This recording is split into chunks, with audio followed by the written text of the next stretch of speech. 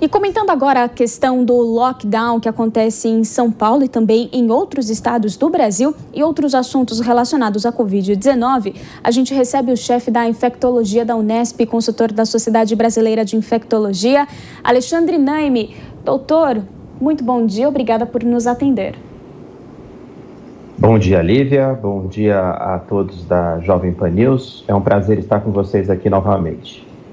Então vamos lá, doutor, mais uma vez, né? São Paulo apresentou uma redução na mobilidade de pessoas nas ruas neste primeiro fim de semana da fase vermelha, que é a mais restritiva do Plano São Paulo, justamente para conter o avanço da pandemia de coronavírus. Doutor, o lockdown, neste momento, do ponto de vista da ciência, é uma decisão assertiva e quais serão os resultados dentro de algumas semanas? Infelizmente, Lívia, o Brasil está vivendo, como todos já sabem, o pior momento da pandemia. Nós temos, em relação ao pico de 2020, que foi mais ou menos em julho, um aumento de 30% em relação ao número de casos novos. Então, não há dúvida nenhuma que fevereiro foi o pior mês da pandemia no Brasil, superando, então, o mês de julho de 2020, e foi o mês mais letal, além de ser o mês com o maior número de casos. E se nós continuássemos nessa frequência de número de casos e de óbitos, muito provavelmente nós teríamos a famigerada terceira onda, né? Na verdade, meio que mistura aqui uma tsunami, mas uma piora desse quadro. Então, considerando uma terceira onda muito forte, que poderia nos levar a cerca de 2.000 óbitos por dia, se fixar nesse valor, até o dia 20, 22 de março, e até valores maiores até o final de março, chegando a 3.000 óbitos se nada for feito. Portanto, as medidas restritivas mais intensas, ou o nome que se dê a isso, lockdown, são muito importantes para evitar que esse cenário trágico que se vislumbra para o futuro chegue. Infelizmente, é um remédio muito amargo, porque afeta a economia, afeta o psicológico das pessoas, mas não há outra saída para que a gente consiga diminuir um pouco esse impacto que a pandemia alcança neste momento. Doutor, agora, como se não bastasse, né, nós temos as variantes. Cientistas brasileiros comprovam infecção simultânea por duas variantes do coronavírus. Isso se chama co-infecção. Então, explica melhor para a gente como que reage o organismo de uma pessoa que é infectada por duas variantes do coronavírus ao mesmo tempo. Essa é uma possibilidade que cada vez mais vem se tornando possível, né, mais favorável, porque esses vírus eles usam o mesmo receptor para entrar na célula. E ao momento em que você tem duas variantes diferentes, uma pode predominar em relação ao outro, mas as duas podem infectar o mesmo paciente.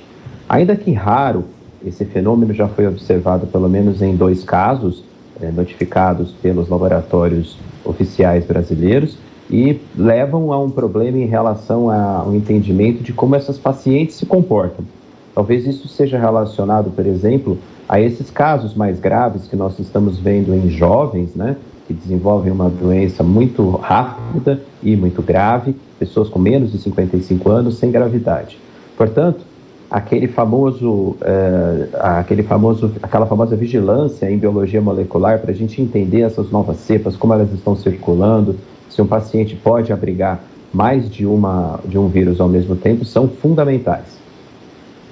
Doutor, agora essa pergunta ela vem da série, né? Que reforçar nunca é demais. Então vamos lá. Quem pegou o coronavírus lá no ano passado e falava-se, né, que estava imunizado, não é mais verdade, né?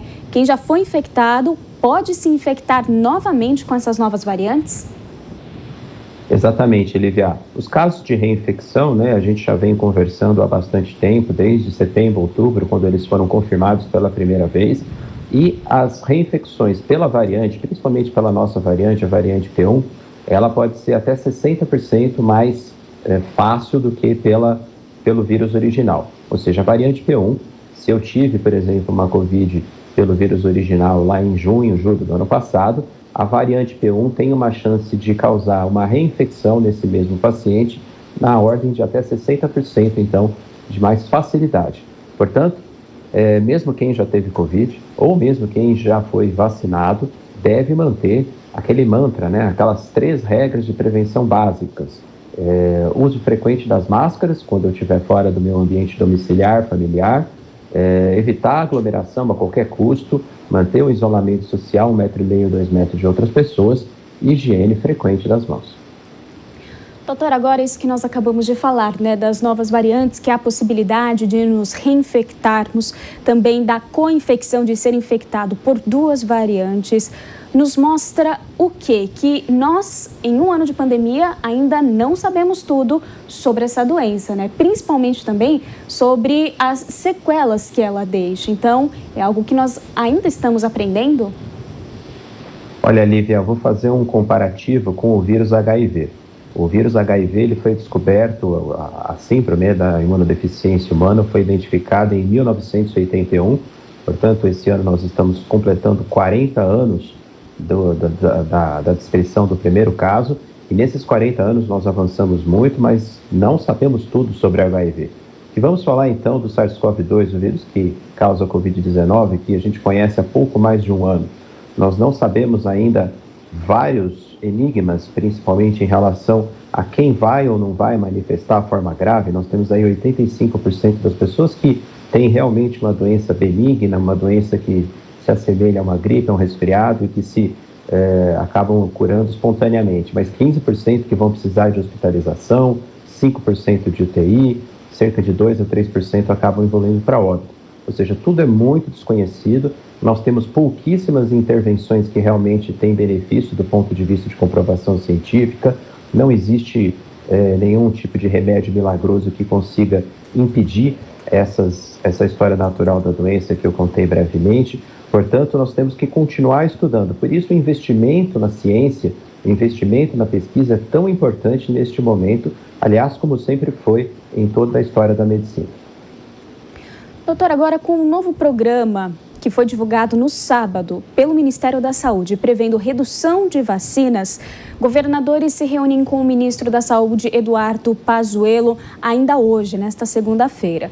Doutor, enquanto a gente aguarda, então, os desdobramentos, eu te pergunto, qual que é a importância de uma vacinação ágil e o que pode ser feito para vacinar em um ritmo maior do que o ritmo que nós estamos vivendo neste momento? Então, vamos dividir sua pergunta por 3 partes, né? Primeiro, que é um balde de água fria, essa notícia na diminuição do número de doses a ser ofertado. Nós precisávamos da notícia inversa, e o governo conseguiu mais doses de vacinas, porque nesse ritmo de tartaruga lenta que o governo federal está vacinando, nós estamos propiciando 2 coisas. Primeiro, que as pessoas suscetíveis acabem adoecendo mais para a forma grave, lembrando que as vacinas que nós temos não promovem a esterilização e impedimento da infecção, e sim impedem as formas graves.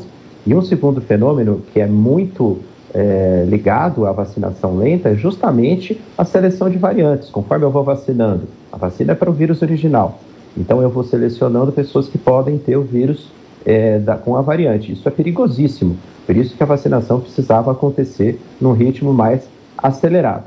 Em relação a como aumentar a velocidade da vacinação, só tem um jeito, que é negociar com os laboratórios farmacêuticos que fabricam, ou mesmo, a gente estava vendo na reportagem anterior, né, melhorar o parque tecnológico, por exemplo, para a produção local. Já existe no Instituto Butantan, que faz a Coronavac, que pega lá o IFA e transforma nas doses de vacina. A Fiocruz, então, tem que ser aparelhada para isso, tem que ser investido, e comprar doses prontas de outros laboratórios também. Ou seja, está na hora de um pacto federativo. A gente precisa acabar com essa briga política, precisa que governos estaduais e federais falem a mesma língua, e a língua é a língua da vacina. Quanto mais vacinas e mais rápido a gente tiver esses imunizantes, mais rápido a gente vai sair dessa triste situação. Doutor, agora olhando mais à frente, né, nós já sabemos desse cenário de poucas doses de vacina, um ritmo muito lento, e inclusive a imprensa internacional tem classificado o Brasil como um laboratório a céu aberto. Nós podemos dizer que esse termo laboratório a céu aberto é uma realidade? Poderão surgir outras novas variantes mais infecciosas ou mais letais do que essas que nós já estamos tendo? Olha, Lívia, eu separei aqui até para falar sobre isso, né? A Organização Mundial de Saúde olha agora para o Brasil como o país de maior alerta, de maior atenção, de maior preocupação dentro do cenário mundial. Porque nós temos aí uma população de 11 milhões de pessoas oficialmente notificadas com Covid, mas a expectativa real é que nós já tenhamos 24 milhões de pessoas infectadas por conta da subnotificação, por conta da falta da testagem, e um risco muito grande, não só de uma terceira onda que a gente comentou, né, que está prevista para o final do mês. Então, março, provavelmente, se nada for feito, vai ser um mês pior do que o mês de fevereiro, mas a OMS já fala de uma quarta onda até o final do mês de junho e julho, justamente por causa disso. Nós estamos aliando um grande número de pessoas infectadas e com uma vacinação muito lenta. Isso propicia a adaptação do vírus. O vírus, naturalmente, né, isso para qualquer vírus, ele vai fazendo erros na sua replicação e mudando a conformação do código genético. Isso, às vezes, se transforma num comportamento ruim. O vírus se torna mais transmissível ou ele escapa da resposta imunológica mediada através do contato com o vírus ou da vacina. Por isso, a Organização Mundial de Saúde falou nesse laboratório a céu aberto, porque como o Brasil está agindo de forma muito inadequada no enfrentamento da pandemia, é como se nós estivéssemos vivendo um estudo clínico de vida real sem nenhum tipo de intervenção, cujo principal penalizado é o próprio cidadão brasileiro.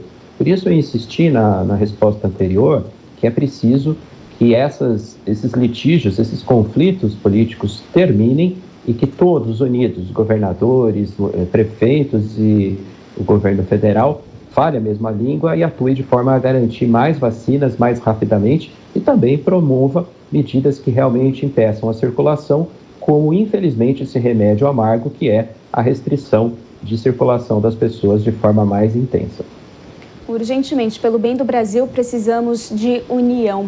Nós conversamos com o chefe da infectologia da Unesp e consultor da Sociedade Brasileira de Infectologia, Dr. Alexandre Naime. Obrigada e um ótimo dia para o senhor.